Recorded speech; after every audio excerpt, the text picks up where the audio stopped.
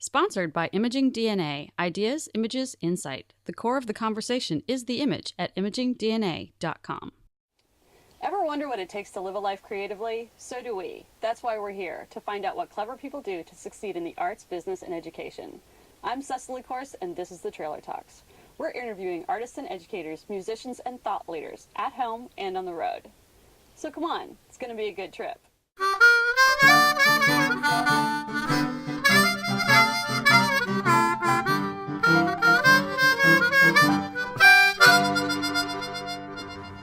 Hey, welcome to the trailer.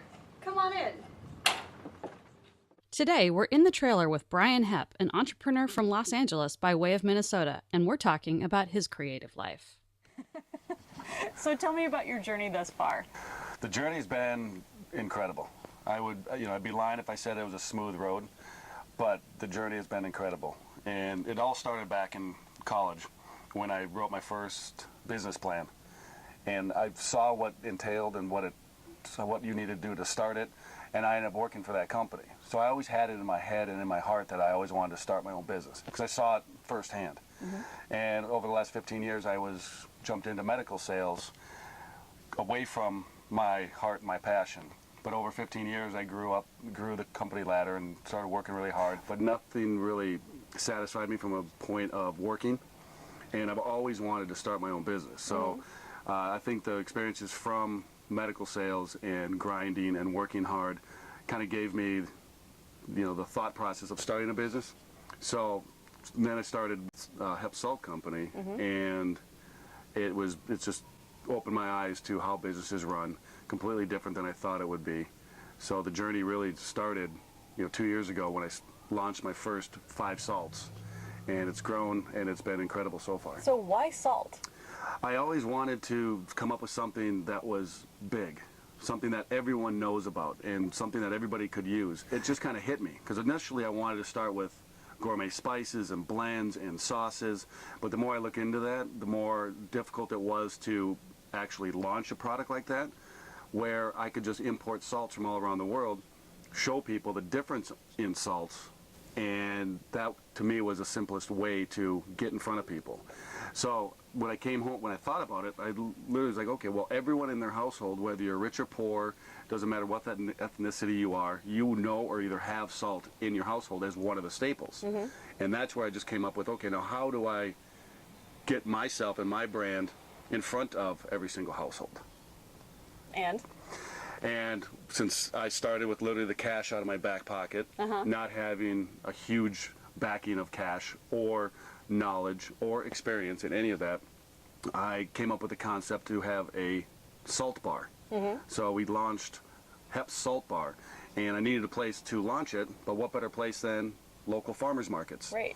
The entrance level is very easy to get into, doesn't take a lot of paperwork, doesn't take a lot of money, and when I talked to this company that manages several farmers markets, they love the concept. Everyone scratches their head at first like, wait a second, a what? A salt bar? You're selling salt? But when I showed them the process and the plan and the idea, the education of it, the interaction, the differences between sea salts from all around the world, they finally got it. And that's what inspired me to get into salt, not just because I wanted to have a product that's huge and that everyone knows about, but salt is so unique and so different, just like wines from all around the world, so is salt. And so we launched our first salt bar downtown LA, January of 2011, with 5 salts. At the farmer's market in downtown. Yes. Nice. Just myself with 5 salts. I packed up, I left medical sales, and didn't even have the business up and running yet. I just knew in my head and my heart, I can do this. Cool. Why'd you wait 15 years? That's a great question. You know how you always say, I'll work out tomorrow. I'm going to start working out next week. I'll do something, I'll start reading books tomorrow. And it just kept escalating and escalating. And I really became successful in medical sales where I didn't want to leave. I was too scared to leave. I didn't know how to do it. Just over time, you just go into a comfort zone.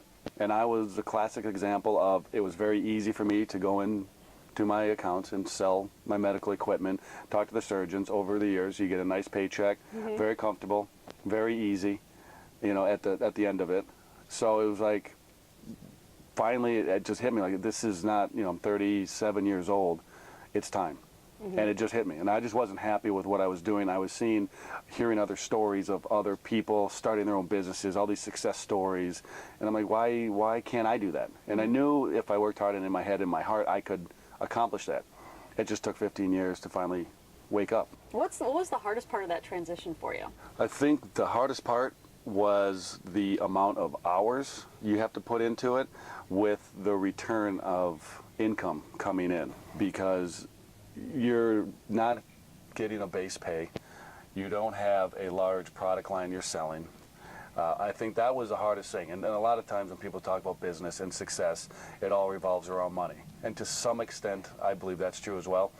And the hardest thing was putting in all this effort and all this work and not seeing any return come back, and also living in Los Angeles, where it's very expensive to live. And everyone has student loans to pay. I'm no different either. So that, I think, was the hardest part of the transition. So what was last year's pinch me moment for you? Last year, I would have to say, when we launched our retail line, and we were up in San Francisco at a trade show, our first trade show, which we literally just pulled our retail line together 2 weeks prior to the show. We got our packaging all finalized, and we developed our signature salt collection, which is our top 10 sellers in our whole collection. And we met all these different accounts, you know, Costco's, Whole Foods, Sur La Table, Williams-Sonoma. And 3 months later, 5 months later, getting an email from Sur La Table saying, hey, we love your packaging, love your product. We'd love to carry you nationwide in all 95 stores. Cool. I almost drove off the road because we just launched our retail line 2 weeks prior to the show even opening. I didn't know what to expect. I don't have any experience in mass merchandising and retail in that respect. And came home, and it was a huge order for all 95 stores, and it literally just blew my mind. And that was like, okay, I have no idea how we got to this point, and I would have told you you're lying to me if I said 2 years prior that I'd be in Sur La Table. So that was a pinch me moment. Very cool, very cool. So what is next for you? We want to move into other product lines. I mean, salt was always, or sea salt was always the product line we knew would probably be the, I don't want to say the easiest way to get in, but the most common. And eventually we'd love to get into spice blends. We're launching an organic spice blend line by the end of the year. We want to get into simple syrups. We just launched a sugar line. We want to move more into mixology. And then what we're working on right now is gift sets. Cool. Gift sets are very obviously popular during the holiday seasons, and we're coming up with these different kind of concepts for gifting and utilizing our salts, our rubs, our sugars, and our syrups. Nice. So that's, as it relates to the product line, what we are looking to do. And then also we're coming up with this whole mobile salt bar concept that we're trying to launch in the mainstream, which we have a prototype being development right now and we're really excited about. So hopefully other people will be, or else it's just a big waste of money. So what is success for you in the future? You know, success for us in the future would be to continue, you know, doing what we do. I truly believe our product right now is extremely successful because people love our product, and I know we've searched the world for like the best product. The company, on the other hand, to determine success for us, I mean, I would love for us to continue to grow, continue to, you know, make more sales, continue to actually be financially stable. I mean, as a startup, everyone goes through their ups and downs, and we're no different. I think once we hit more of a national level, that would allow me to be like, okay, you know what, we hit it. I think we did hit it pretty big with Sur La Table. I would love to have 5 or 6 more of those accounts, and then I would feel like, okay, you know what, we've made it. Love to get to a point where you always see these companies trying to do different events for charity events and fundraising and things like that. I would love to be able to do things like that, like different events, food events, you know, sponsoring things that we can come and bring our brand into certain events that go to a good cause. You know, that's how I would determine success, where I'm not waking up every day just like, okay, let's go check the bank account. Right. So that would be what I would determine as success. So what's the hardest part about what you do? That's a tough question to answer because I truly don't think any of this is really hard, but I would think time management is hard because we have so many different products, for one. We have so many different avenues we're selling and we have so many different markets. So logistically, trying to coordinate everything every single week with all the farmers markets we do, inventory management is very difficult. Being able to get all of our accounting in place, managing the website orders, our retail orders, and then going out and actually prospecting. Because I love prospect. That's what I'm good at. That's what I love to do. All the other back office stuff, that's the most difficult part for me to maintain, a system. So who's your biggest supporter? I would have to say my wife. I mean, is that cliche? No, it's a popular answer. Yes. Well, mine is no different, and I can tell you that when I was dating her several years ago and working in medical sales and working hard, making a good salary, but not being happy. And I remember just coming home and we're sitting there having dinner and she's like, "Are you even happy with what you do?" And my answer was, "Well, who cares? I'm making money." And that's just what I thought. That's what most people are programmed to as you grow up, or make enough money, support a family, which I'm a big supporter of and advocate of, and that's why I work towards that. But I said, no, and I'm not happy. I don't like what I'm doing. I thought I had my dream job once I got to a certain level in medical sales, and it was just the same old. And she looked at me and she said, "Just quit." I go, "Quit and do what?" She goes, "I don't care. I'm with you. I love you. Whatever you want to do, just do it." And so I continued to work, and then I finally was like, okay. I left, and I said, "Here's my concept." And she was the only one that really supported me, and I think in the back of her head she probably thought I was crazy. But she was the only one that legitimately said, "If that's what you want to do, I'll support you. You'll be good at whatever you do." And she is probably the biggest supporter, advocate, and without her I would have never been to where I am now. What's the one thing that you think everyone should know who's venturing out into the world of entrepreneurism? Follow your heart and follow your head, and if you can balance those two together, you're on your way. Because everyone's going to tell you different things, and everyone thought I was insane for going in, including my family. Sorry, family, but yes. They thought I was insane. Like, why would you sell salt? You're going to get salt for $5. And that's true. And nobody really got the concept. So if you have a dream and a vision and a passion, don't allow yourself to not follow that. And then I'd also say, don't be afraid to take risks. And I say calculated risks, because I've taken risks. I've invested in certain lines and products and things that I thought would be fantastic, and it was just a big waste of money. But yet I took that risk and I calculated where, okay, I'm willing to put in this amount of money.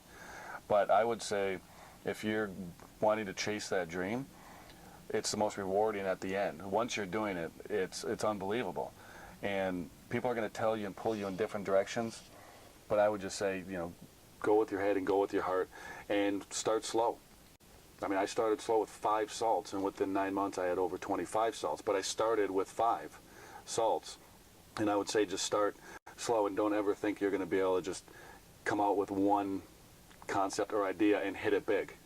If that's what you're thinking you're doing, go try to do something on the info commercial, because this, the true entrepreneur, I don't think just comes out with one product. I mean, they grind, they sacrifice, and if you're willing to do that, I mean, it's an unbelievable journey. That was a peek inside of Brian Hepp's life and journey. You can find out more about Hepp Salt Company and Brian Hepp on Facebook, Twitter, Pinterest, and at his website, heppsalt.com. We'd also like to thank Imaging DNA for their generous sponsorship. Learn more at imagingdna.com. While you're out surfing, check out our website at thetrailertalks.com. And join us next time when The Trailer Talks. I'm Cecily Korst. Be safe and have fun.